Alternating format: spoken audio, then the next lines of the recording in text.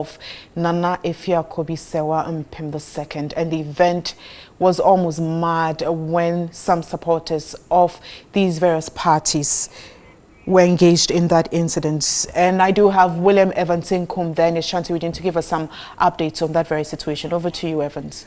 And then also the Ashanti Regional Communication Officer of the NDC, Samed Akaledi, is also a member of the 2016 campaign team of the NDC. And then Dr. Enes Kwakon, who is a public interest advocate, a my citizen vigilante. Stephen and Samed, now I asked this question in Boko. You talk or you speak and your people act. What kind of communication have you been effecting or you've been dwelling in the hearts of your people? We are in a crucial year. Thank you. My regards to our viewers this afternoon. Of course, you live in Ashanti region. Most of the antisocial behaviors that prevail in the region, you know the remote causes and the immediate causes, the players who initiate them. I don't want to go into blame game now, but seriously speaking, we've been talking to our people. In fact, about 6 months ago, Nana Addo called all the leaders of the region, the organizers, and he spoke with us. He was very vehement. He had strong words against antisocial behaviors and violence because he doesn't want to supervise a society that people will take the law into their hands and do whatever they want. And the same way, we've been passing these pieces of information to our people and our followers. But you know, sometimes there are people who even attend such functions. They might not even be MPP, NDC. I mean, we have bad people in society because out of that, they make gains. So it was unfortunate what prevailed yesterday. But we have been seriously talking to our people and our followers that no matter what prevails, peace is paramount. Okay. We want tranquility, we want to coexist. After all, it's about one Ghana. NDC, MPP, PPP, CPP. We are all Ghanaians. We are all one people looking out for common goal to make sure that our country is actually projected to the direction that will benefit all of us as a people. All right.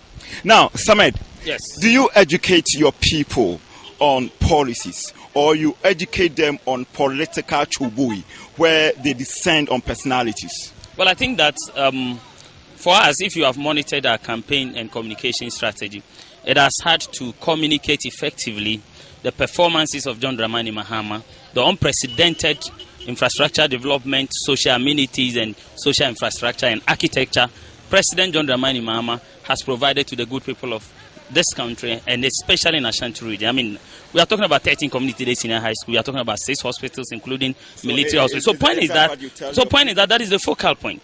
But if you recall, President Mahama, ever since he became the flag bearer of this party, has decreed, and if you like, commanded, that all party members, especially those of us who communicate, especially those of us who are within the youthful bracket, must represent his personality. And I mean, it's undoubted that when you look at all the flag bearers here, I can say with a sense of pride, President Mahama symbolizes peace and unity. So do you tell your people, do you educate them to speak to issues, to attack issues, and not to attack them? Exactly the point. That is what I want. Exactly the point I have made. As I speak, a lot of training is ongoing, especially relative to the upcoming elections. We want to make sure that every ballot is protected. We want to make sure that every person, party official or agent that is assigned to execute a duty does that to the core. I mean, NDC is noted for making sure that things are done and done well. As far as peace and security is concerned, I'm not too sure there is any political party that can pride itself of ensuring peace and security in this country than that of the NDC, and we still stand for that. All right. Doctor, I think if what the two gentlemen are telling us, if it is anything to go by, then we shouldn't be having any cause of war. We shouldn't be experiencing or witnessing such an ugly scenes as we saw yesterday. But on the contrary, we are worried. That's how come Filial Heart Foundation, we have issued a statement. And don't forget that doctors and other health professionals are stakeholders when it comes to electoral violence because we take care of the victims. Therefore, we have made a passionate appeal to 3 main entities. One, especially to those who finance the political parties because they want business or they want positions. They go these political parties to dizzy heights where they do things that they sometimes don't even think about the consequences. So we appeal to them that, yes, you want a business, you want probably a position, but let there be peaceful elections first so that the people will be alive so that you can have business or govern them.